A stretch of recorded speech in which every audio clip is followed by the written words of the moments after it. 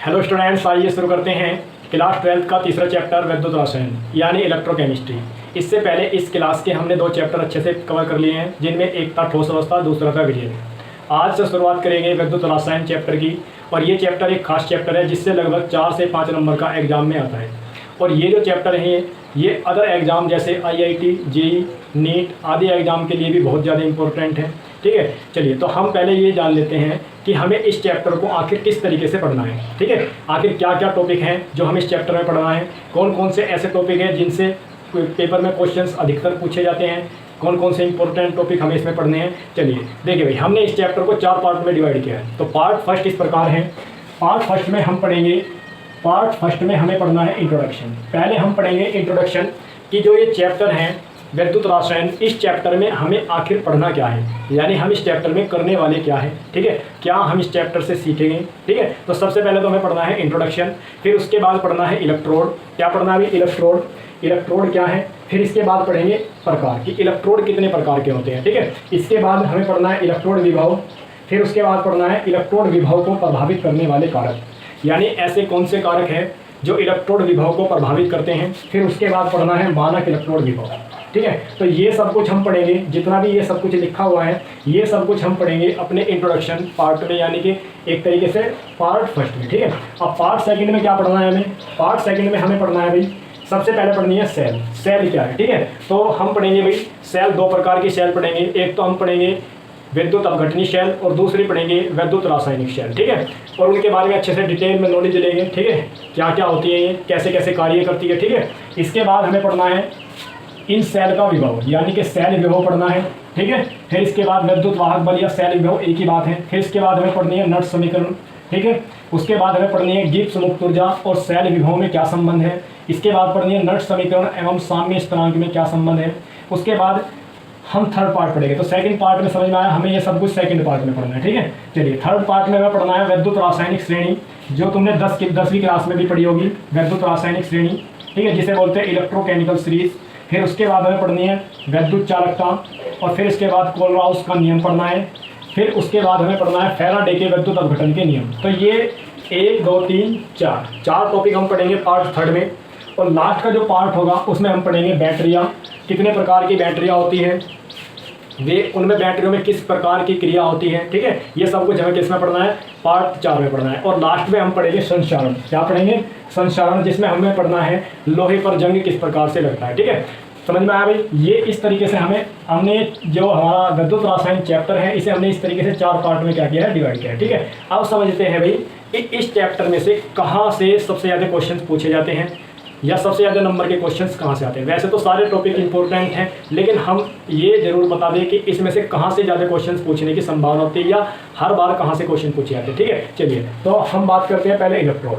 ठीक है, इलेक्ट्रोड के बाद हम करते हैं इसकी बात में इलेक्ट्रोड विभव। तो ये टॉपिक इंपॉर्टेंट है, इसमें ये ज़्यादा पूछा जाता है इलेक्ट्रोड विभव को प्रभावित करने वाले कारक। ठीक है, 1 नंबर में भी आ जाता है या 2 नंबर में भी। ठीक है, इसके बाद मानक इलेक्ट्रोड विभव की डेफिनेशन आ जाती है कभी कभी। ठीक है, सेल, ये सेल तो इस चैप्टर का सबसे ज़्यादा इंपॉर्टेंट चैप्टर है भाई। सेल तो क्या है? सबसे ज़्यादा इंपॉर्टेंट चैप्टर है। ठीक है, और सेल का विद्युत वाहक बल कैसे निकाला जाता है। ठीक है, ये नट समीकरण। ठीक है, मानक मुक्त ऊर्जा, सेल विभव, नट समीकरण, ये तो समझ लो पार्ट 2 जो है वो इसका सबसे ज़्यादा वेरी मोस्ट इंपॉर्टेंट समझ लीजिए। इसमें से सबसे ज़्यादा क्वेश्चन पूछे जाएंगे। ठीक है, इस वाले पार्ट में सेकंड जो पार्ट है इसमें से सबसे ज़्यादा क्वेश्चन पूछे जाने, यानी मान के चलिए आप इसमें लगभग 3 नंबर का इसी पार्ट से आना है तुम्हारे पेपर में। ठीक है, और इसके बाद विद्युत रासायनिक श्रेणी में 1 नंबर का आना है भाई, गारंटी से 100% 1 नंबर का यहीं से आता है क्वेश्चन। ठीक है, चाहे वो ऑब्जेक्टिव आए, चाहे वो वैसा कोई भी शॉर्ट क्वेश्चन आए 1 नंबर या 2 नंबर में। ठीक है, तो जनरली ज़्यादातर जो पूछा जाता है इसमें से ऑब्जेक्टिव ही आता है 1 नंबर का। ठीक है, इसके बाद कोलराउस के नियम पर कभी कभी क्वेश्चन पूछ लेते हैं, ये वैसे इंपॉर्टेंट है। ठीक है, इसके बाद फैराडे का नियम भी क्या है? इंपॉर्टेंट है, इस पर भी कभी कभी फैराडे के नियम पूछ लेते हैं या इस पर आधारित क्वेश्चन पूछ लेते हैं। ठीक है, चलिए इसके बाद बैटरियाँ पढ़ेंगे। ठीक है, बैटरियाँ ज़्यादा इतनी इंपॉर्टेंट नहीं है, कभी कभी क्वेश्चन पूछ रहता है, ठीक है। जैसे एक बार अभी 18 में पूछा गया था, सन 2018 में आया था, ऑक्सीजन हाइड्रोजन ईंधन सेल क्या है, ठीक है। तो चलिए इन्हें भी अच्छे से पढ़ेंगे। संक्षारण में भी कभी कभी एक नंबर में पूछ लिया जाता है, जैसे भाई लोहे को जंग से बचाने के लिए किस धातु का उपयोग करते हैं, जैसे हम जिंक का उस पर क्या कर देते हैं, लेप कर देते हैं, ठीक है। तो पूछ लेते हैं कि लोहे को जंग से बचाने के लिए उस पर जिंक धातु का लेप करते हैं, तो ये कौन सी प्रक्रिया है, ठीक है। ये एक प्रकार की गैल्वेनाइजेशन प्रक्रिया है, ठीक है। तो इस तरीके का एक नंबर का क्वेश्चन पूछ लेता है, ठीक है। चलिए तो अब हम शुरू करते हैं भाई इस इंट्रोडक्शन पार्ट से, यानी कि पार्ट फर्स्ट क्या करते हैं, शुरू करते हैं और अच्छे से समझते हैं, अच्छे से एक का डेफिनेशन पढ़ेंगे। आप बस रेगुलर वीडियो को देखते रहिए और पूरा कंप्लीट चैप्टर होगा, ठीक है। कुछ भी एक भी टॉपिक यहाँ से नहीं छूटने वाला, अच्छे तरीके से बताएंगे। इसके बाद जैसे ये कंप्लीट होगा, इसकी PDF नोट्स वीडियो के जरिए इसकी प्लेलिस्ट में डाल देंगे, ठीक है। चलिए तो शुरू करते हैं। तो पार्ट फर्स्ट में सबसे पहले पढ़ना है इंट्रोडक्शन। तो इंट्रोडक्शन में हम पढ़ेंगे कि जो हमारा वैद्युत रसायन चैप्टर है, इस चैप्टर में हमें क्या क्या पढ़ना है, ठीक है। चलिए इस पूरे चैप्टर में हम क्या करेंगे कि किस प्रकार से हम रासायनिक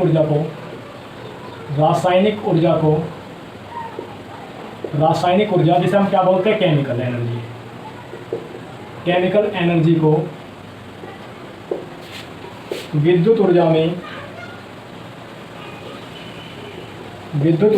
यानी कि इलेक्ट्रिकल एनर्जी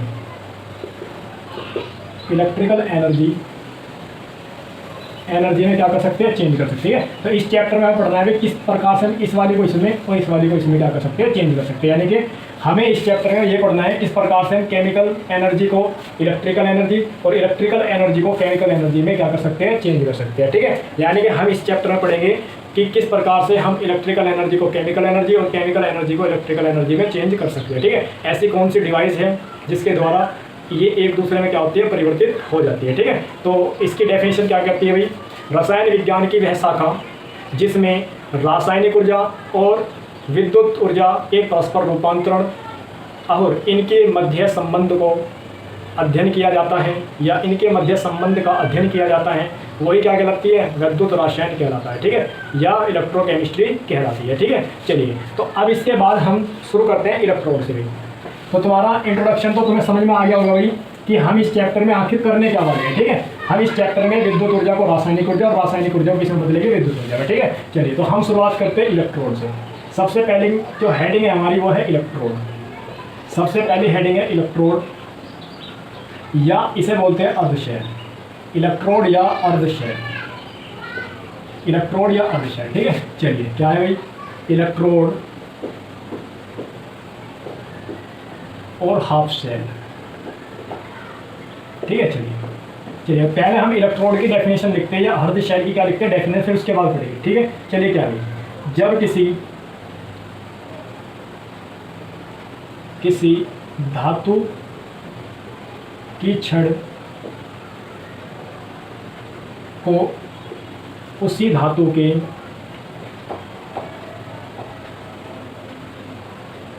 लवण के विलयन में डुबाते हैं तो धातु की छड़ पर नेगेटिव या पॉजिटिव चार्ज आ जाता है, ठीक है। और विलयन में समान मात्रा में विपरीत आवेश आ जाता है। इस प्रकार की छड़ को इलेक्ट्रोड कहते हैं। क्या कहते हैं इलेक्ट्रोड, ठीक है। इन्होंने क्या कहा, जब किसी धातु की छड़ को उसी धातु के लवण के विलयन में डुबोते हैं तो धातु की छड़ पर नेगेटिव या पॉजिटिव चार्ज आ जाता है और विलयन में समान मात्रा में विपरीत आवेश आ जाता है। इस प्रकार की छड़ को इलेक्ट्रोड कहते हैं। जैसे हम समझते हैं एग्जाम्पल से, जैसे हमने क्या करा, जिंक की छड़ को, यह क्या ली, जिंक की छड़ ली और उसे किसमें डाल दिया, ZnSO4 के विलयन में, ठीक है। इसी प्रकार से एक कॉपर की छड़ ली, ये ली कॉपर की छड़ और इसे क्या डाल दिया, CuSO4 के विलयन। ठीक है, ये जो CuSO4 है ये क्या भाई कॉपर का एक लवण है। Zn का लवण कौन है, ZnSO4। ठीक है, तो इसमें हमने क्या करा, इस तरीके से छिड़को डाल दिया। ठीक है, तो देखिए भाई जब हम जिंक की छड़ को ZnSO4 के विलयन में डालते हैं तो इस छड़ पर नेगेटिव चार्ज आ जाता है। क्या आता है, नेगेटिव चार्ज। क्या आता है, नेगेटिव चार्ज। और इस छड़ के चारों ओर क्या आता है, पॉजिटिव चार्ज। ठीक है, अब ये पॉजिटिव चार्ज क्या काम करता है, जो छड़ पर नेगेटिव चार्ज आए इसे क्या करता है, उदासीन करता है। उदासीन का मतलब क्या करता है भाई, इस नेगेटिव चार्ज को क्या करता है, बैलेंस करता है। बस है ना। इसी तरीके से जब हम कॉपर सल्फेट के विलयन में कॉपर की छड़ को डालते हैं तो इस छड़ पर क्या आता है, पॉजिटिव चार्ज आ जाता है और इसके चारों ओर क्या आता है, नेगेटिव चार्ज आ जाता है। जो इस पॉजिटिव चार्ज को क्या करता है भाई, बैलेंस करता है। इस पॉजिटिव चार्ज को क्या करता है, बैलेंस। ठीक है, तो इस प्रकार की जो छड़ होती है, इन्हें क्या बोलते हैं, इलेक्ट्रोड। क्या बोलते हैं, इस प्रकार की जो छड़ होती है उन्हें क्या बोलते हैं, इलेक्ट्रोड। ये हमारे पास जिंक इलेक्ट्रोड है, ये जिंक इलेक्ट्रोड है। ये हमारे पास कॉपर इलेक्ट्रोड है, कॉपर इलेक्ट्रोड। ठीक है, और इन्हें दर्शाए कैसे जाते हैं भाई, इस इलेक्ट्रोड को या अर्धशैल को किस प्रकार से प्रदर्शित करते हैं, Zn सॉलिड से Zn2 पॉजिटिव एक्वस। ठीक है, या Zn2 पॉजिटिव एक्वस से Zn सॉलिड। ठीक है, इसे भी इसी तरीके से दर्श सकते हैं Cu सॉलिड से Cu2 पॉजिटिव एक्वस या Cu2 पॉजिटिव एक्वस से Cu सॉलिड। इस तरीके से क्या करते हैं ना, प्रदर्शित करते हैं। ठीक है, अभी बताएंगे भाई ये Zn2 पॉजिटिव क्या है, ये जो इसमें भरे हुए हैं Zn2 पॉजिटिव। ठीक है भाई, ZnSO4 से जो आए हैं। इसी तरीके से Cu पॉजिटिव क्या है, जो CuSO4 से है, Cu2 पॉजिटिव। ठीक है, बात समझ में ना। तो अर्धशैल को हमेशा किससे दर्श सकते हैं भाई, इस प्रकार से क्या करते हैं, प्रदर्शित किया जाता है। बात समझ में ना, ऐसे कर लो चाहिए ऐसे। ठीक है, कोई दिक्कत तो नहीं भाई, तुम्हें इलेक्ट्रोड या अर्धशैल समझ में आ गया। चलिए अब हम पढ़ते हैं इलेक्ट्रोड कितने प्रकार के होते हैं। इलेक्ट्रोड कितने प्रकार के होते हैं, इलेक्ट्रोड कितने प्रकार के पढ़ने से पहले भाई हमें ये पता होना चाहिए कि कोई भी सेल हो, किसी भी सेल में दो प्रकार के इलेक्ट्रोड होते हैं, एक एनोड एक कैथोड। ठीक है, और ये पता होना चाहिए एनोड पर क्या होता है और कैथोड पर क्या होता है। ठीक है, चलिए पहले यही पढ़ते हैं भाई। सेल में क्या होते हैं, सेल में दो प्रकार के इलेक्ट्रोड होते हैं, एक तो होता है एनोड और एक होता है कैथोड। एक एनोड एक कैथोड। ठीक है, और याद रखना है भाई इस पर इलेक्ट्रॉन त्यागे जाते हैं, इस पर इलेक्ट्रॉन क्या होते हैं, त्यागे जाते हैं। ठीक है, और इस पर इलेक्ट्रॉन क्या होते हैं, ग्रहण किए जाते हैं। ये बात याद रखनी भाई, इलेक्ट्रॉन यहाँ त्यागे जाते हैं, यहाँ पर क्या कहते हैं, ग्रहण किए जाते हैं। ठीक है, और अगर कहीं पर इलेक्ट्रॉन त्यागे जाते हैं तो वहाँ पर क्या होता है भाई, ऑक्सीकरण। ऑक्सीकरण, और जहाँ पर इलेक्ट्रॉन ग्रहण किए जाते हैं वहाँ पर क्या होता है, अपचयन। बात समझ में है ना, जहाँ पर इलेक्ट्रॉन त्यागे जाएंगे वहाँ पर ऑक्सीकरण होता है, जहाँ पर इलेक्ट्रॉन ग्रहण किए जाते हैं वहाँ पर अपचयन होता है। ठीक है, चलिए क्या होगा भाई, एनोड पर क्या होता है, जो धातु होती है वो क्या करती है, इलेक्ट्रॉन त्यागती है, कितने, n इलेक्ट्रॉन त्यागती है और इसके ऊपर आते हैं n पॉजिटिव। ठीक है, तो यहाँ पे क्या हुआ है, ऑक्सीकरण हुआ है, इस पर जीरो ऑक्सीडेशन स्टेट में, मतलब किसमें पहुँच गया, प्लस में। ठीक है, तो ये क्या हुआ भाई, ऑक्सीकरण। क्या हुआ है, ऑक्सीकरण। ठीक है, तो याद रखना है एनोड पर इलेक्ट्रॉन त्यागे गए, ये इलेक्ट्रॉन क्या गए, त्यागे गए हैं, और क्या हुआ है, ऑक्सीकरण। यहाँ पे क्या होता है भाई, यहाँ पर ये जो Mn पॉजिटिव है वो क्या करता है, n इलेक्ट्रॉन लेता है और किसमें बदलता है, m में। बात समझ में आना, यहाँ पर क्या किए गए हैं, इलेक्ट्रॉन ग्रहण किए गए हैं। क्या किए गए हैं, इलेक्ट्रॉन ग्रहण किए गए हैं, और जहाँ पर इलेक्ट्रॉन ग्रहण किए जाते हैं वहाँ पर क्या होता है, अपचयन। क्या होता है भाई, अपचयन। ठीक है, बात समझ में आ गई तुम्हारी। ठीक है, यहाँ पे क्या हुआ है, अपचयन, क्योंकि यहाँ पे क्या थी, पॉजिटिव स्टेट में था और किस में चला गया, जीरो में। पॉजिटिव स्टेट से कहाँ गया है, जीरो में, तो ऑक्सीकरण संख्या घट गई है, तो इसका मतलब क्या होगा, अपचयन। ठीक है, तो तुम्हें ये बात दो याद रखनी है भाई कि एनोड पर हमेशा ऑक्सीकरण होगा और कैथोड पर हमेशा क्या होगा, अपचयन होगा। यानी एनोड पर इलेक्ट्रॉन त्यागे जाने हैं और कैथोड पर इलेक्ट्रॉन ग्रहण किए जाएंगे। ठीक है, अब पढ़ते हैं इलेक्ट्रोड के प्रकार। अगली जो हेडिंग है वो है इलेक्ट्रोड के प्रकार। इलेक्ट्रोड के प्रकार, इलेक्ट्रोड के प्रकार, टाइप्स ऑफ इलेक्ट्रोड। ठीक है, इलेक्ट्रोड होते हैं चार प्रकार के। ठीक है, चलिए पहला समझते हैं। पहला है धातु, धातु आयन इलेक्ट्रोड। धातु आयन इलेक्ट्रोड इसे बोलते हैं metal, metal ion electrode, metal ion electrode. ठीक है, चलिए ये क्या होता है जरा समझते हैं। ऐसे सेम ऐसे ही है जैसे हमने भी इलेक्ट्रोड की डेफिनेशन पढ़ी है। जब किसी धातु की छड़ को उसी धातु के लवण के विलयन में डुबोया जाता है तो उस पर नेगेटिव या पॉजिटिव चार्ज आ जाता है, और उतना ही चार्ज विलयन में क्या होता है, उसका विपरीत चार्ज आ जाता है, जो इस नेगेटिव चार्ज को क्या करता है भाई, संतुलित करता है। बात समझ में आई ना, क्लियर, कोई दिक्कत तो नहीं है, इतनी बात समझ में आई। तो होगा क्या, जरा ध्यान से देखिए भाई, इस इलेक्ट्रोड को, इस प्रकार का जो इलेक्ट्रोड बना है उसे हम क्या बोलते हैं, धातु आयन इलेक्ट्रोड। ठीक है, तो इसे हम कैसे प्रदर्शित करते हैं, Zn सॉलिड और Zn 2 पॉजिटिव से क्या करते हैं, प्रदर्शित करते हैं। बात समझ में ना, अभी पढ़ा है हमने कि इस प्रकार का जो इलेक्ट्रोड होता है उसे किस प्रकार से प्रदर्शित करते हैं भाई, Zn सॉलिड से Zn एक्वस। ठीक है, तो यहाँ पे क्या है, धातु और ये क्या है, धातु आयन। ठीक है, ये क्या है, धातु और ये क्या है, धातु आयन। इसीलिए इस वाले इलेक्ट्रोड को, इस प्रकार के इलेक्ट्रोड को क्या बोलते हैं भाई, धातु आयन इलेक्ट्रोड। बात समझ में ना। इसी तरीके से हमने कॉपर में देखा भाई, कॉपर में क्या था, जब हम कॉपर की छड़ को इसके विलयन में डुबो रहे थे भाई, CuSO4 के विलयन में, तो क्या होगा कि छड़ पे क्या आ गया था, पॉजिटिव चार्ज, और इसके चारों ओर क्या आ गया था विलयन में, नेगेटिव चार्ज। क्या आ गया था,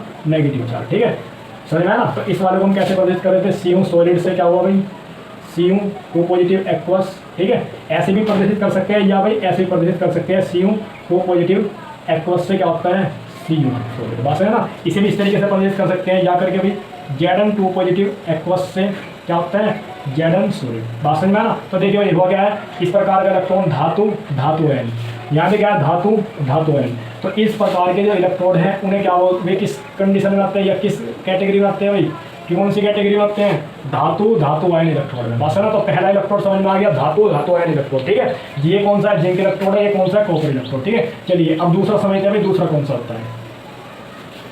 तो पहला समझ में आ गया भाई, धातु आयन इलेक्ट्रोड क्या होता है। दूसरा है हमारे पास गैस इलेक्ट्रोड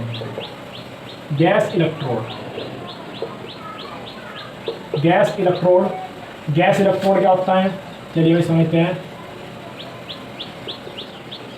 गैस इलेक्ट्रोड, ठीक है, तो गैस इलेक्ट्रोड क्या होता है समझिए भाई। ठीक है, देखिए भाई, गैस इलेक्ट्रोड बनाने के लिए हमें किसी धातु का क्या करना होता है, प्रयोग। यानी कि हम क्या करते हैं, किसी धातु का क्या करते हैं, प्रयोग करते हैं। और कैसी धातु का, जो गैस से क्रिया ना करे, जो गैस से क्रिया ना करती हो, जो रिएक्शन ना करती हो। ठीक है, जैसे हम अक्रियाशील धातु Pt का यूज करते हैं। ठीक है, Pt एक ऐसी धातु है जो अक्रियाशील धातु है। बात है ना। तो हम गैस इलेक्ट्रोड कैसे बनाते हैं भाई, तो हम क्या करते हैं, Pt की एक क्या लेते हैं, छड़ लेते हैं। अब वो Pt की छड़ क्या करती है, Pt की छड़ गैस और जो विलयन में आयन होते हैं, विलयन में जो आयन होते हैं उनके मध्य क्या करती है, एक साम्य स्थापित करती है। क्या करती है, साम्य क्या करती है, स्थापित करती है। या कह दो कि ये क्या करती है भाई, इनके मध्य इलेक्ट्रॉन का क्या करती है, ट्रांसफर करती है। Pt धातु क्या करती है, इन दोनों के मध्य, गैस और आयन के मध्य क्या करती है, इलेक्ट्रॉन का ट्रांसफर करती है। बात समझ में ना। तो इसमें हम सबसे पहला जो इलेक्ट्रोड पढ़ेंगे भाई, वो इलेक्ट्रोड पढ़ेंगे हाइड्रोजन इलेक्ट्रोड। ठीक है, मैं बता दूँ 3 प्रकार के इलेक्ट्रोड होते हैं। हाइड्रोजन इलेक्ट्रोड, एक तो हाइड्रोजन इलेक्ट्रोड हो गया, हाइड्रोजन इलेक्ट्रोड। एक दूसरा होता है क्लोरीन इलेक्ट्रोड, और एक होता है ऑक्सीजन इलेक्ट्रोड। ठीक है, क्या होता है, ऑक्सीजन इलेक्ट्रोड। ठीक है, तो हमें जो पढ़ना है इसमें हाइड्रोजन इलेक्ट्रोड पढ़ना है। ठीक है, और हाइड्रोजन में भी जो पढ़ना है वो कौन सा पढ़ना है, मानक हाइड्रोजन इलेक्ट्रोड। मानक हाइड्रोजन इलेक्ट्रोड।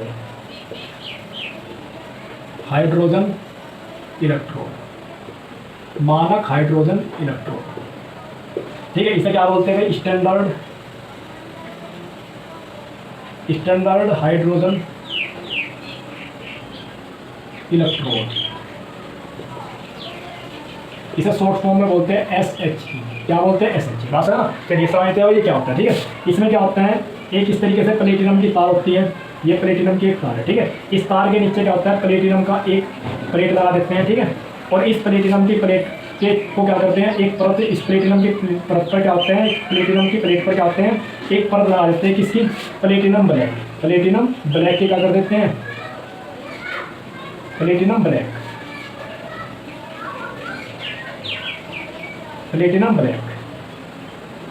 ब्लैक की क्या करते हैं, परत लगा देते हैं। प्लेटिनम ब्लैक की परत क्या करते हैं, इसके ऊपर चढ़ा देते हैं। बात समझ में आया ना।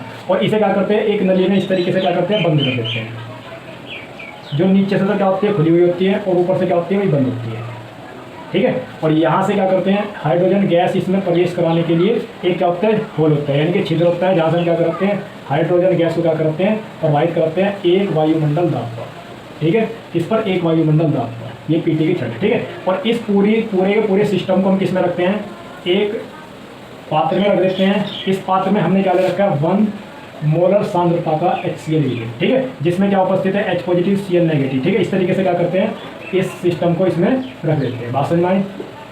इस तरीके से क्या कर दिया, इससे इस वाली नली को किसमें डुबो दिया, 1 mHCl के विलेन में, ठीक है। अब देखिए होगा क्या भाई, इसमें हम क्या करते हैं, इधर से हाइड्रोजन गैस क्या करते हैं, प्रोवाइड करते हैं। वो हाइड्रोजन गैस क्या होती है, विलेन में जाती है, और विलेन में क्या होती है, बुलबुलों के रूप में इस तरीके से हो जाती है, विद्यमान रहती है, इस तरीके से क्या होती है, पहुंच जाती है, ठीक है। और कुछ जो हाइड्रोजन गैस है, वो इसके द्वारा प्लेटिनम पर जो हमने क्या लगा रखा है, प्लेटिनम ब्लैक का स्तर लगा रखा है, कुछ हाइड्रोजन गैस इसके द्वारा क्या करती है, अधिशोषित की जाती है, अधिशोषित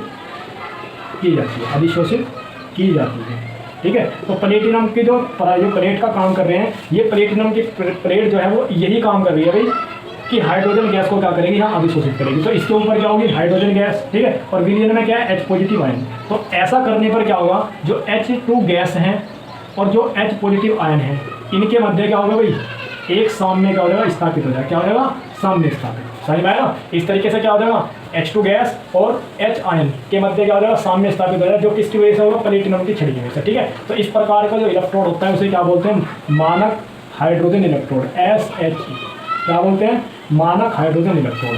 समझ में आएगी भाई बात ये भाई, ठीक है। इस प्रकार का इलेक्ट्रोड क्या होता है, मानक हाइड्रोजन इलेक्ट्रोड, ठीक है, समझ में आएगी बात। चलिए देखिए भाई, मानक हाइड्रोजन जो इलेक्ट्रोड है, इसका जो इलेक्ट्रोड विभव है, जो इसका इलेक्ट्रोड विभव है, मानक हाइड्रोजन इलेक्ट्रोड का जो इलेक्ट्रोड विभव है, इलेक्ट्रोड विभव वो कितना मान रखा है, 0 वोल्ट। कितना मान रखा है भाई, 0 वोल्ट। जो इसका इलेक्ट्रोड विभव होता है, क्या होता है, इलेक्ट्रोड विभव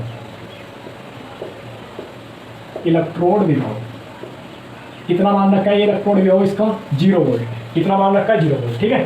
तो इसका यूज क्या करते हैं भाई, इस मानक हाइड्रोजन इलेक्ट्रोड का जो उपयोग करता है, वो उपयोग करता है किसी अदर धातु का, यदि हमें क्या निकालना हो, मानक हाइड्रोजन इलेक्ट्रोड विभव निकालना हो, तो इसका क्या करते हैं, यूज करते हैं। बात सही है ना। जैसे हम किसका निकालना चाहें भाई, जैसे हम समझाते हैं, जैसे हमें किसका निकालना, जिंक धातु का निकालना, क्या निकालना, जिंक धातु का। तो जिंक की एक अर्ध शैल इस तरीके से, यानी कि जिंक इलेक्ट्रोड अभी पढ़ा था किस तरीके से, Zn, और यहाँ पे क्या भाई, इसमें क्या दे रखा है, Zn-SO4 का क्या दे रखा है, विलयन, ठीक है। तो क्या करते हैं भाई, अगर हमें इस जिंक धातु का क्या निकालना है, इलेक्ट्रोड विभव निकालना है।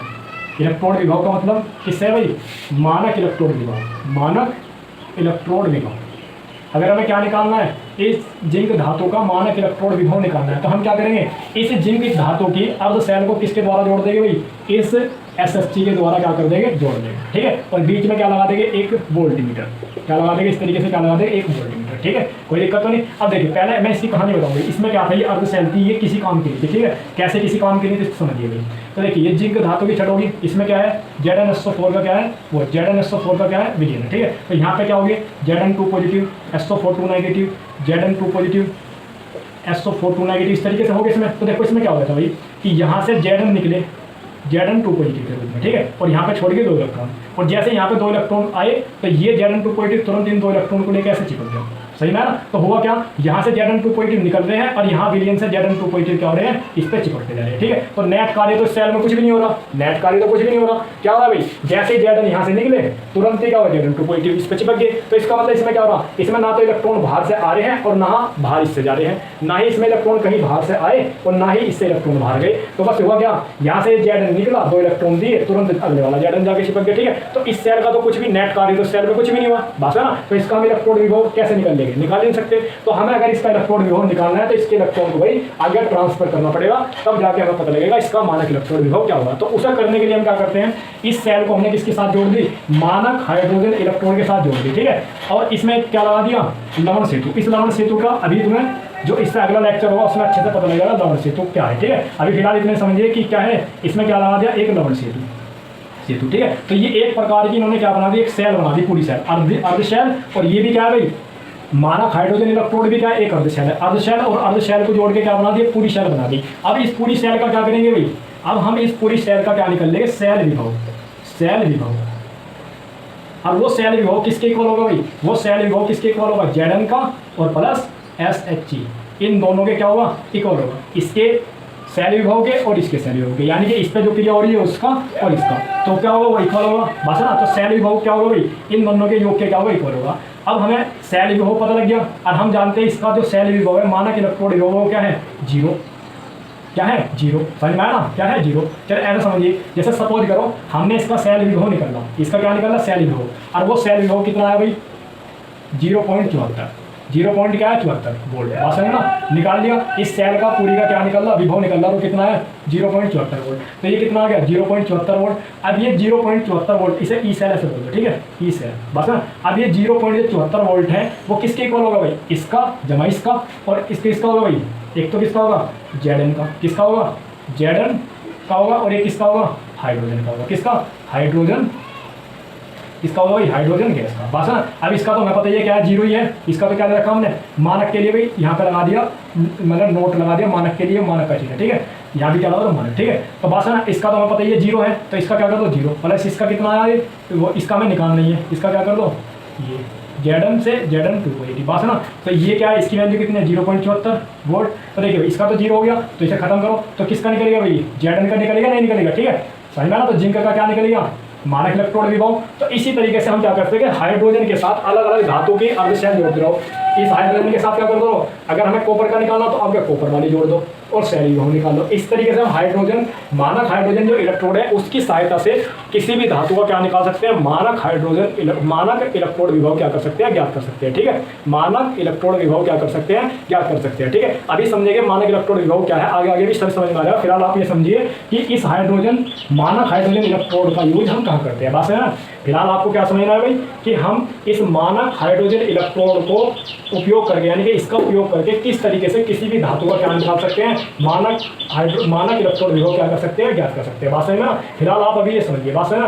तो दूसरे प्रकार का इलेक्ट्रोड समझ में आ गया तुम्हारा भाई, गैस इलेक्ट्रोड। गैस इलेक्ट्रोड में हमने क्या पढ़ा, SHE। SHE क्या होता है, क्या होता है भाई SHE होता है, क्या है ये, SHE है स्टैंडर्ड हाइड्रोजन इलेक्ट्रोड, यानी कि मानक हाइड्रोजन इलेक्ट्रोड। तो दूसरे प्रकार का इलेक्ट्रोड तुम्हारी समझ में आ गया। अब पढ़ते हैं तीसरे प्रकार का, ठीक है। बस इनका थोड़ा सा आइडिया रखना है तुम्हें कि इस प्रकार के क्या होते हैं, इलेक्ट्रोड होते हैं, ठीक है। पहला हमने पढ़ा धातु आयन इलेक्ट्रोड, दूसरा पढ़ा गैस इलेक्ट्रोड। गैस इलेक्ट्रोड में हमने क्या पढ़ा भाई, गैस इलेक्ट्रोड में हमने पढ़ा मानक हाइड्रोजन इलेक्ट्रोड, ठीक है, जिसका उपयोग हम कर सकते हैं किसी भी धातु का मानक इलेक्ट्रोड विभव ज्ञात करने में, ठीक है। चलिए जी, अब हम तीसरा पढ़ते हैं। तीसरा है हमारे पास धातु एविलय, धातु एविलय, धातु लवण, धातु एविलय, धातु लवण इलेक्ट्रोड, धातु एविलय, धातु लवण इलेक्ट्रोड, ठीक है। इसे क्या बोलते हैं भाई, metal insoluble, metal salt electrode, ठीक है। देखिए भाई ये क्या होता है, समझिए एक एग्जांपल के जरिए समझते हैं। इसमें क्या होता है भाई, इसमें एक सिल्वर का हमने क्या ले लिया, तार ले लिया, एक सिल्वर का क्या ले लिया, तार, और इस सिल्वर के तार के नीचे क्या लगा दिया, इसके नीचे की ओर क्या लगा दिया, इस तरीके से सिल्वर के तार के नीचे की ओर क्या लगा दिया, AgCl का पेस्ट, क्या लगा दिया, AgCl का पेस्ट, ठीक है। और इसे पूरे इसको तार को किसमें डाल दिया, ACl या HCl के क्या डाल दिया, रिलेज में, बात समझ में आया ना, ठीक है। तो ऐसा करने पर क्या होगा भाई, ऐसा करने पर एक इलेक्ट्रोड तैयार होगा। ये क्या होगा, एक इलेक्ट्रोड तैयार होगा, जिसे हम क्या बोलते हैं भाई, जिसे हम क्या बोलते हैं, मेटल एविलय, ठीक है। धातु एविलय, धातु लवण इलेक्ट्रोड, क्या बोलेंगे, धातु एविलय, धातु लवण इलेक्ट्रोड, या metal insoluble, metal salt electrode, ठीक है। क्या करा हमने, इसमें एक सिल्वर का क्या लिया, तार लिया, उसके ऊपर नीचे क्या लगा दिया, नीचे की साइड में क्या लगा दिया, AgCl का पेस्ट लगा दिया, ये क्या लगा दिया, AgCl का पेस्ट, और इस पूरे तार को किसमें डुबो दिया भाई, HCl या KCl के क्या डुबो दिया, विलेज में, ठीक है। इसमें डुबो दिया। ये ऐसा विलेज लगता है, ये अगर Cl है तो ये भी क्या होना चाहिए, Cl, अगर ये Br लिया है तो ये भी क्या लेना पड़ेगा, Br, पास है ना। तो इसमें क्या होगा, इसमें क्रिया होगी भाई एनोड पर, क्या होगा इसमें, एनोड पर और कैथोड पर। अब ये होता है सेल में क्या होता है, एक एनोड और एक कैथोड। तो एनोड पर क्या होगा, इसमें जो हमारे पास Ag और Ag है, Ag क्या करेगा, एनोड पर अभी बताया था, एनोड पर क्या होता है, इलेक्ट्रॉन क्या करते हैं, त्यागे जाते हैं, क्या करते हैं, इलेक्ट्रॉन त्याग दिया एनोड पर। अब ये जो Ag पॉजिटिव बना है, ये Cl नेगेटिव जो विलियन में है, Cl नेगेटिव है, उससे क्या करेगा, योग करेगा, क्या करेगा, ये Ag पॉजिटिव Cl नेगेटिव से योग करके क्या बनाएगा, AgCl, ठीक है। अगर इन दोनों को अगर हम जोड़ दें, जोड़ने के बाद क्या होगा, Ag से Ag कट जाएगा तो क्या आएगा, Ag प्लस Cl नेगेटिव क्या बनेगा, AgCl और क्या होगा इलेक्ट्रॉन। ठीक है, तो देखिए भाई यहाँ पे क्या हुआ है, Ag किस में बदला है, Ag पॉजिटिव में, किस में बदला है, Ag पॉजिटिव में, और क्या त्यागे गए हैं, इलेक्ट्रॉन। ठीक है, समझ लो भाई तुम। Cl नेगेटिव तो यहाँ भी है, Cl नेगेटिव तो यहाँ भी है, और Cl नेगेटिव क्या होगा, इसमें भी होगा, इसमें होगा, इसमें भी। तो Cl नेगेटिव का तो कुछ फर्क नहीं पड़ा, क्या हुआ, Ag से क्या हो गया, Ag पॉजिटिव, और क्या त्यागा गया, एक इलेक्ट्रॉन। ठीक है, तो यहाँ पे क्या हुआ है, ऑक्सीकरण, क्या हुआ है, ऑक्सीकरण। और इसे किस तरीके से दिखाते हैं भाई, ऑक्सीकरण हुआ है, और क्या हुआ है, Ag से किस में बदला है, AgCl में। ठीक है, किस में बदला है, Ag से किस में चेंज हुआ है, AgCl में। यहाँ 0 थी, यहाँ कितना हो गया, +1, कितना हो गया, +1 में क्या हुआ है, +1 में क्या हुआ है, चेंज हुआ। तो यहाँ पे क्या हुआ, ऑक्सीकरण, और ये Cl नेगेटिव। बात समझ में ना, इस तरीके से इसे नोट करते हैं। आप समझते हैं कैथोड पर क्या होगा भाई, कैथोड पर क्या होगा, कैथोड पर क्या होता है, इलेक्ट्रॉन ग्रहण किए जाते हैं। तो कैथोड पर क्या होगा, जो AgCl है वो क्या करेगा, इलेक्ट्रॉन ग्रहण करेगा, और किस में बदलेगा, Ag और Cl नेगेटिव, किस में बदलेगा, Ag और Cl नेगेटिव। ठीक है, ये वाला इलेक्ट्रॉन कौन लेगा, Ag, क्योंकि यहाँ पे क्या है भाई, Ag पॉजिटिव है, Cl नेगेटिव है, तो Cl नेगेटिव तो ऐसा कैसे निकलेगा। अब ये इलेक्ट्रॉन किसने ले लिया, Ag ने। तो क्या हुआ यहाँ पे समझो भाई, AgCl से क्या हुआ है, Ag, बस है ना। तो Ag यहाँ 1 प्लस में, तो यहाँ कितना हो गया, 0, तो क्या हुआ है, अपचयन, क्या हुआ है, अपचयन। तो इसे इस तरीके से डिनोट करते हैं, किस तरीके से, इस तरीके से। बात समझ में आया ना, इसको किस तरह डिनोट करते हैं, इस तरीके से। ठीक है, Ag, बात समझ में आया ना। ये किसके लिए है, कैथोड के लिए है, और ये किसके लिए है, एनोड के लिए। बात समझ में आया ना, क्लियर, समझ में आ गई बात भाई। ये तुम्हें ऐसे याद रखने है भाई, इनका थोड़ा थोड़ा सा आइडिया होना चाहिए कि हमारे पास कितने प्रकार के इलेक्ट्रोड होते हैं। ठीक है, क्लियर, समझ में आई बात। चलिए अब हम समझते हैं लास्ट वाला, 3 पढ़ लिए, 3 प्रकार के इलेक्ट्रोड पढ़ लिए। पहला कौन सा पढ़ा, धातु आयन इलेक्ट्रोड। दूसरा गैस इलेक्ट्रोड, गैस इलेक्ट्रोड में भी कौन सा पढ़ा, मानक हाइड्रोजन इलेक्ट्रोड, उसका उपयोग पढ़ा। उसका उपयोग क्या होता है भाई, किसी भी धातु का अगर हमें क्या निकालना हो, मानक इलेक्ट्रोड विभव निकालना हो, तो उसकी सहायता से हम क्या कर सकते हैं, किसी भी धातु का मानक इलेक्ट्रोड विभव क्या कर सकते हैं, ज्ञात कर सकते हैं। ठीक है, चलिए तो अब हमें लास्ट क्या पढ़ना है, चौथा पढ़ना है भाई, ऑक्सीकरण, ऑक्सीकरण अपचयन, ऑक्सीकरण अपचयन इलेक्ट्रोड, या हम इसे बोलते हैं रिडॉक्स, रिडॉक्स इलेक्ट्रोड। ठीक है, क्या बोलते हैं, रिडॉक्स, रिडॉक्स इलेक्ट्रोड। ठीक है, चलिए ये क्या होता है भाई, oxidation, reduction, oxidation reduction electrode, और या रिडॉक्स, रिडॉक्स इलेक्ट्रोड। ठीक है, चलिए ये इसमें क्या होता है भाई, इसमें क्या होता है, एक प्लेटिनम का तार लेते हैं भाई, ये क्या ले लिया, प्लेटिनम का तार। ठीक है, और इसे एक ऐसे पदार्थ के विलयन में डालते हैं जिसमें उसकी 2 संयोजकता रखता है। 2 संयोजकता मतलब हम ऐसे पदार्थ, जैसे हमने क्या डाल दिया, एक ऐसे पदार्थ में डाले जिसमें Fe2 पॉजिटिव में भी है और किसमें है, Fe3 पॉजिटिव में भी है। ठीक है, तो हम क्या करते हैं, प्लेटिनम के तार को एक ऐसे पदार्थ के विलयन में डालते हैं जिसमें वो पदार्थ एक ही तत्व की कितनी रखता हो, 2 संयोजकता। ठीक है, जैसे Fe2 पॉजिटिव, या हम क्या करते हैं, ऐसे के विलयन में डाल दें C3 पॉजिटिव और C4 पॉजिटिव के विलयन में डाल दें। ठीक है, या हम क्या डाल दें भाई, SN2 पॉजिटिव या SN4 पॉजिटिव के विलयन में डाल दें। ठीक है, यानी कि जिसमें एक से अधिक प्रकार के संयोजकता रखता है। तो जब उन्होंने क्या करा, इस प्रकार के क्या डाला, विलयन में प्लेटिनम के तार को डाला, तो उन्होंने भाई ज्ञात किया कि इस तार पर एक कुछ विभव उत्पन्न हुआ, इस तार पर क्या हुआ, कुछ विभव उत्पन्न हुआ।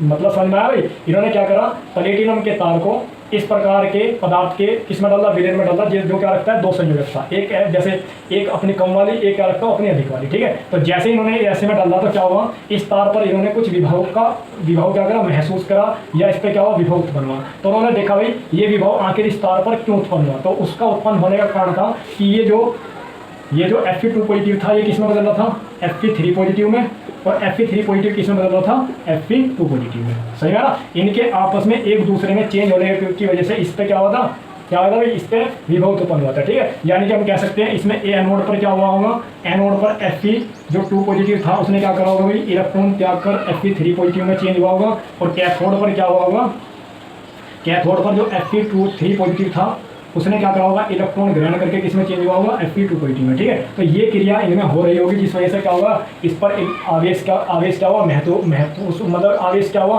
महसूस हुआ, यानी कि इस पर क्या हुआ, विभव उत्पन्न हुआ। ठीक है, वो किस वजह से हुआ, एक संयोजकता से दूसरी संयोजकता में चेंज होने की वजह से क्या हुआ, इस पर विभव उत्पन्न हुआ। ठीक है, बस है ना। तो इस प्रकार का जो इलेक्ट्रोड है इसे क्या बोलते हैं, ऑक्सीकरण अपचयन इलेक्ट्रोड या रिडॉक्स इलेक्ट्रोड। बात समझ में आ रही है तुम्हारी वाली बात। तो ये 4 प्रकार के इलेक्ट्रोड थे भाई, कितने प्रकार के? 4 प्रकार के। ठीक है, पहला कौन सा पढ़ा? पहला था हमारा धातु आयन इलेक्ट्रोड। दूसरा कौन सा था भाई? गैस इलेक्ट्रोड, जिसमें हमने क्या पढ़ा? मानक हाइड्रोजन इलेक्ट्रोड पढ़ा। तीसरा कौन सा था? धातु अविलय धातु लवण इलेक्ट्रोड। तीसरा अगला कौन सा था भाई? लास्ट क्या पढ़ रहे हैं हम? ऑक्सीकरण अपचयन इलेक्ट्रोड या रिडॉक्स इलेक्ट्रोड। ठीक है, तो ये 4 प्रकार के इलेक्ट्रोड थे। तो अच्छे तरह समझ में आ गए होंगे तुम्हारे। ठीक है, चलिए अब हम पढ़ते हैं इलेक्ट्रोड विभव। इलेक्ट्रोड विभव क्या होता है? अगला जो टॉपिक है वो है इलेक्ट्रोड विभव। चलिए भाई इलेक्ट्रोड विभव समझते हैं। इलेक्ट्रोड विभव क्या होता है? इलेक्ट्रोड विभव,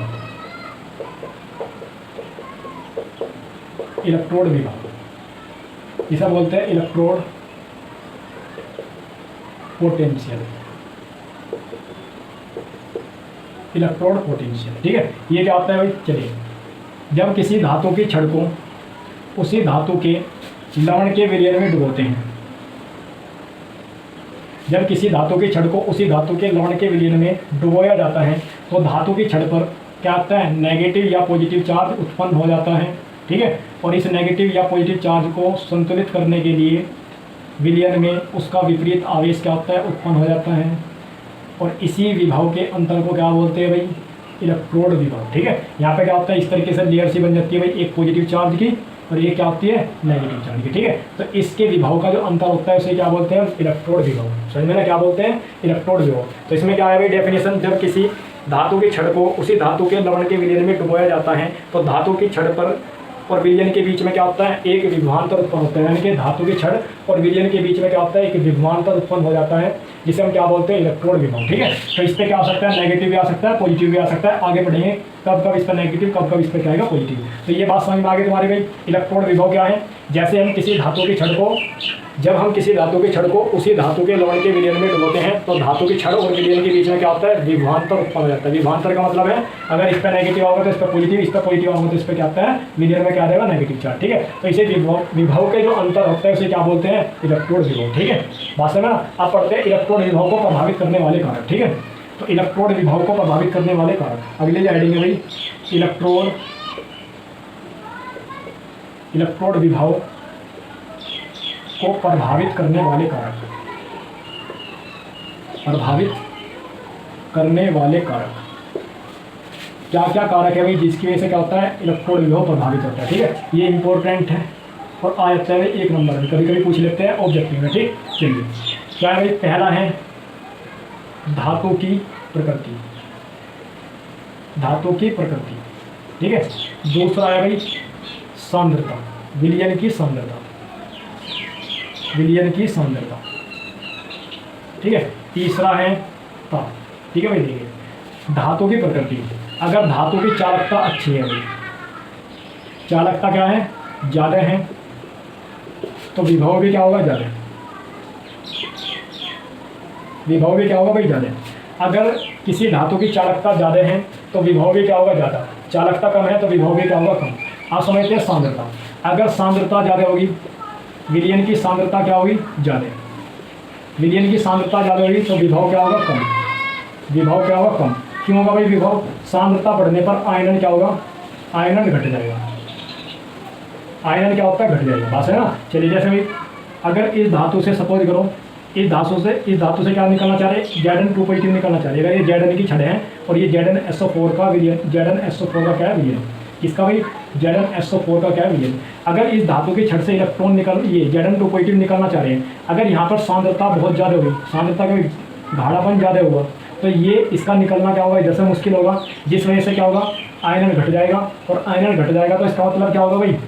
इलेक्ट्रॉन विभव भी क्या होगा? घट जाएगा। ठीक है, बस आपको याद रखना है भाई, सांद्रता बढ़ने पर विभव घटता है, क्योंकि आयनन क्या होता है? घट जाता है। सांद्रता बढ़ने पर आयनन क्या होता है? घटता है। बस आप इतने ध्यान रखो भाई, सांद्रता बढ़ने पर क्या होता है? आयनन घटता है।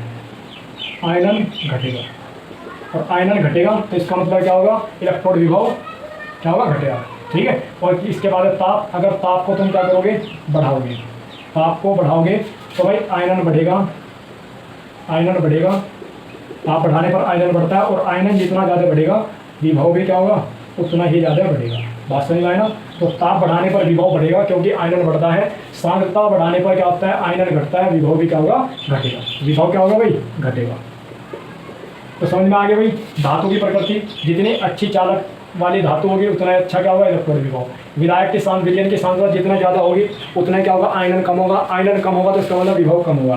ताप बढ़ाने पर क्या होगा, ताप बढ़ाने पर क्या होगा, आयनन बढ़ेगा और विभव भी क्या हो जाएगा, बढ़ जाएगा। ठीक है, तो ये बात समझ में आ गई तुम्हारी, इलेक्ट्रोड विभव को प्रभावित करने वाले कारक। ठीक है, अब समझते हैं मानक इलेक्ट्रोड विभव क्या होता है भाई। अब लास्ट जो टॉपिक बचा है इसमें वो क्या है, मानक इलेक्ट्रोड विभव। तो समझिए भाई मानक इलेक्ट्रोड विभव क्या होता है। ठीक है, चलिए मानक इलेक्ट्रोड विभव, मानक इलेक्ट्रोड विभव, मानक इलेक्ट्रोड विभव इसे ई नोट से क्या करते हैं, प्रदर्शित करते हैं। किससे भाई, ई नोट से क्या करते हैं, प्रदर्शित। ठीक, चलिए इसे बोलते हैं स्टैंडर्ड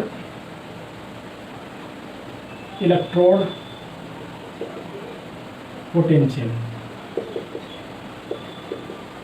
इलेक्ट्रोड पोटेंशियल। ठीक है, ये क्या होता है भाई, जब किसी धातु की छड़ को उसी धातु के विलयन, उसी धातु के लवण के विलयन में, बस शर्त इतनी है कि ये किसकी सांद्रता कितनी होनी चाहिए, 1 मोलर। ठीक है, और कितना होना चाहिए भाई, और टेम्परेचर कितना होना चाहिए, 25 डिग्री सेल्सियस। ठीक है, इसका जो टेम्परेचर कितना रहना चाहिए, 25 डिग्री सेल्सियस। डुबाने पर जो भी विभवांतर उत्पन्न होगा विलयन और छड़ के बीच में उसे क्या बोल देंगे, मानक इलेक्ट्रोड विभव। क्या बोल देंगे, मानक इलेक्ट्रोड विभव। ठीक है, बस कंडीशन ये है भाई कि 25 डिग्री सेल्सियस टेम्परेचर पर जब किसी धातु की छड़ को उसी धातु के लवण के 1 मोलर विलयन में, 1 मोलर सांद्रता वाले विलयन में डुबोया जाता है तो धातु की छड़ और विलयन के बीच में क्या होता है, विभवांतर उत्पन्न हो जाता है, जिसे क्या बोलते हैं, मानक इलेक्ट्रोड विभव। ठीक है, बस इलेक्ट्रोड विभव और मानक इलेक्ट्रोड विभव में इतना अंतर है कि मानक इलेक्ट्रोड विभव में टेम्परेचर 25 डिग्री सेल्सियस होता है और सांद्रता कितनी होती है भाई, 1 मोलर। ठीक है, और डेफिनेशन बनती है भाई कि क्या डेफिनेशन बनेगी भाई, किसी धातु की छड़ को 25 डिग्री सेल्सियस पर उसी धातु के किसी लवण के 1 मोलर सांद्रता विलयन में डुबोने पर धातु और विलयन के मध्य जो विभवांतर उत्पन्न होगा उसे क्या बोल देंगे, मानक इलेक्ट्रोड विभव। ठीक है, क्या कहा है भाई, एक बार दोबारा सुनिए, किसी धातु की छड़ को 25 डिग्री सेल्सियस पर उसी धातु के किसी लवण के 1 मोलर सांद्रता वाले विलयन में डुबोने पर धातु की छड़ और विलयन के बीच में जो विभवांतर उत्पन्न होगा उसे क्या बोल देंगे, मानक इलेक्ट्रोड विभव। ठीक है, समझ में आ गया भाई मानक इलेक्ट्रोड विभव। चलिए अब हम समझते हैं भाई कि कब कब धातु पर नेगेटिव चार्ज आता है विलयन में डुबोने पर और कब कब पॉजिटिव चार्ज आता है। चलिए भाई इसे समझते हैं, इसे कैसे समझेगा भाई, देखिए 1889 में भाई नर्स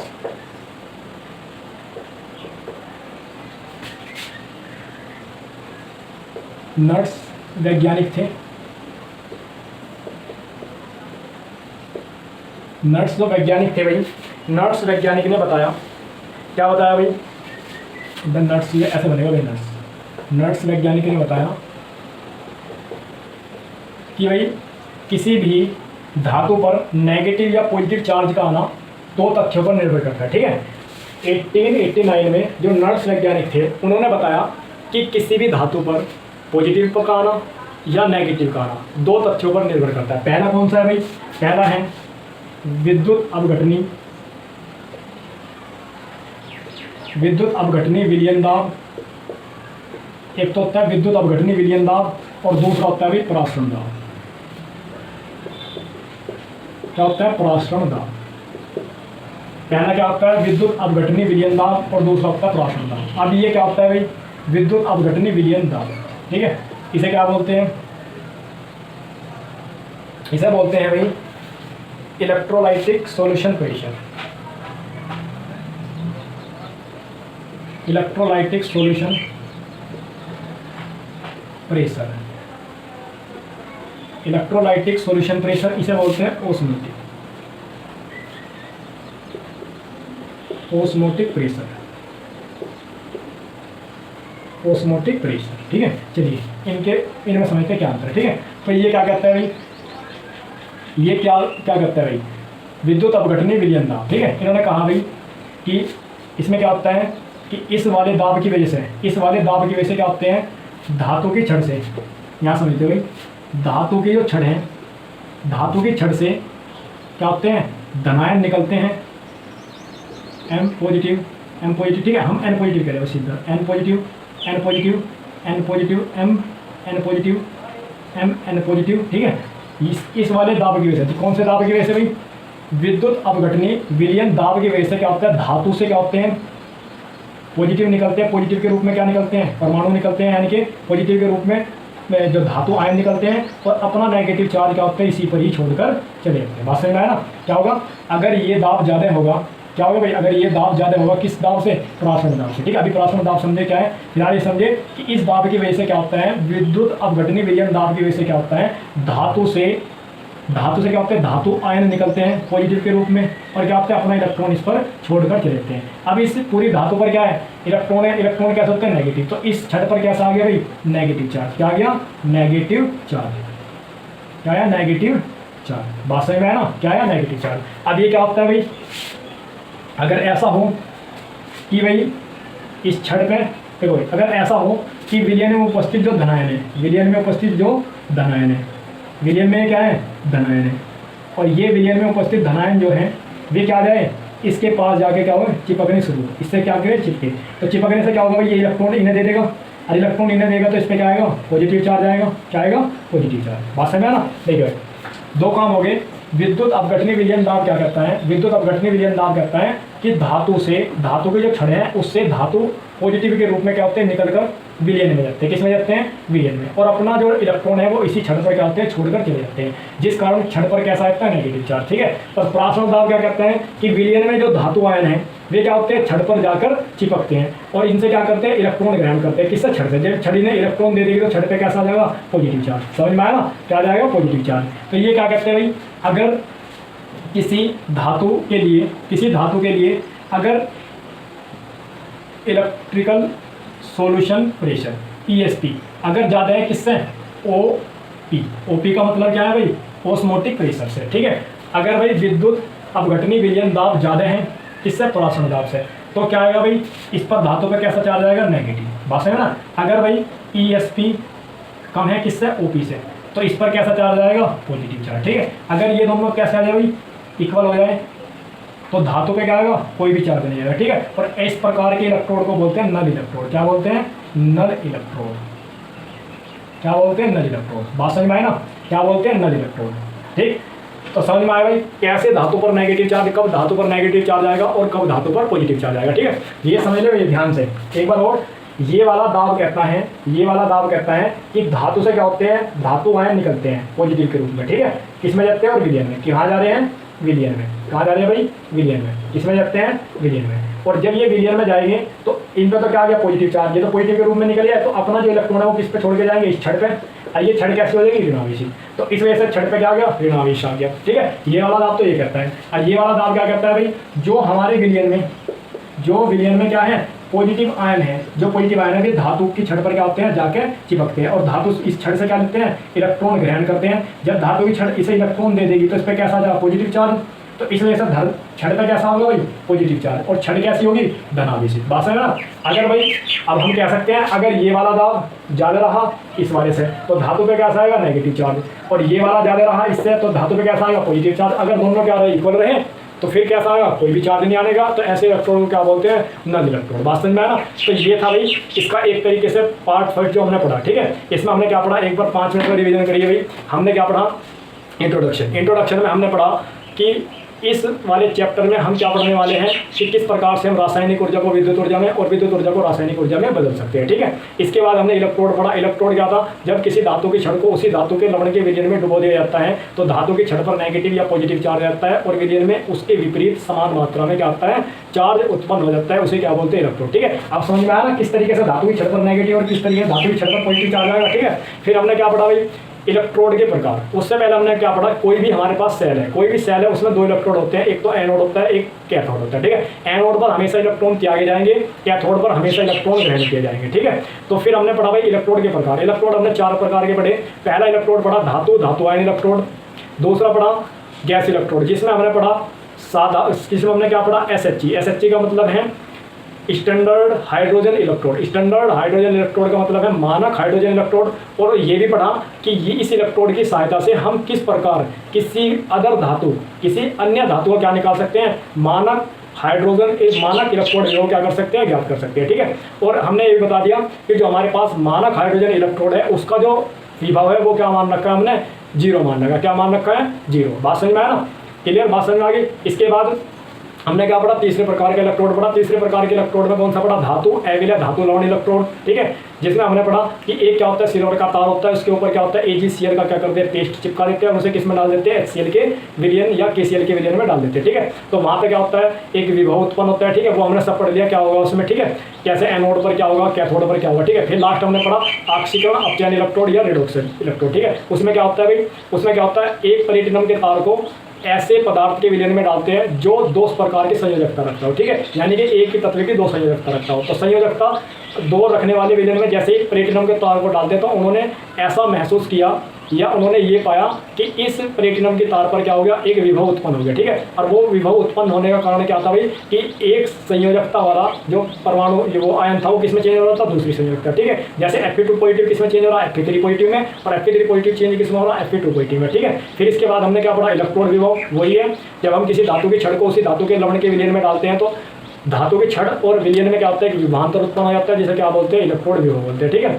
फिर हमने क्या पढ़ा, इलेक्ट्रोड विभव को प्रभावित करने वाले कारक, तीन प्रकार के कारक होते हैं, धातु की प्रकृति, विलयन की सांद्रता, ताप। अगर धातु अच्छी चालक है तो विभव क्या होगा, अच्छा होगा, ठीक है। और विलयन की सांद्रता अगर गाढ़ापन ज़्यादा है तो आयनन कम होगा, और आयनन कम होगा तो इसका मतलब विभव क्या होगा, घट जाएगा, ठीक है। ताप बढ़ाने पर क्या होगा, आयनन बढ़ेगा तो इसका मतलब विभव भी क्या होगा, बढ़ेगा, ठीक है। इसके बाद क्या पढ़ा, मानक इलेक्ट्रोड विभव। मानक इलेक्ट्रोड विभव को किससे डिनोट करते हैं, E0 से। किससे डिनोट करते हैं भाई, E0 से, ठीक है। तो उसमें हमने पढ़ा कि अगर हम 25 डिग्री सेल्सियस टेम्परेचर ले और जो धातु का लवण का जो विलयन है वो कितना ले, 1 मोलर सांद्रता का विलयन ले, तो उसमें जो विभव उत्पन्न होगा छड़ और विलयन के बीच में से क्या बोलते हैं, मानक इलेक्ट्रोड विभव। बात समझ में है ना, क्लियर। इसके बाद हमने क्या पढ़ा भाई, कि हमने देखा कि जो नर्स वैज्ञानिक थे उन्होंने 1889 में बताया कि किसी छड़ पर, किसी धातु की छड़ पर नेगेटिव या पॉजिटिव का आना दो बात पर निर्भर करता है, एक तो विद्युत अपघटनी विलयन दाब और एक परासरण दाब, ठीक है। ये दाब क्या कहता है कि धातु से पॉजिटिव निकल कर किस में जाते हैं, विलयन में जाते हैं, ठीक है, और अपना इलेक्ट्रॉन इस पर छोड़ कर चले जाते हैं, जिस वजह से ये क्या होती है, धातु नेगेटिव हो जाती है, ठीक है। और ये वाला दाब क्या कहता है कि विलयन में जो पॉजिटिव है